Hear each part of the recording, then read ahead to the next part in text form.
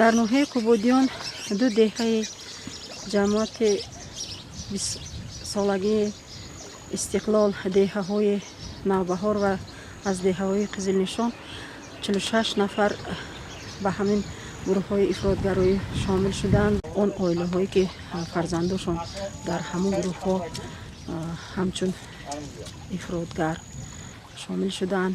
кор мебарем, бо падару модари онҳо суҳбат мегузаронем ки онҳо ба ватан баргарданд. онҳо хатое ки карданд ба дигарон ин корҳои нопок ибрат шаванду онҳо гумроҳ нашаванд. онҳо фирефта шуданд ба ин гурӯҳҳои ифротгароӣ ки онҳо дониши кофӣ динӣ, дунявӣ ва давлатӣ надоштанд. онҳо бесаводам буданд ки ба ин гурӯҳҳо онҳоро тез ба доми худ кашиданд. ҳоло шумо мебинед ки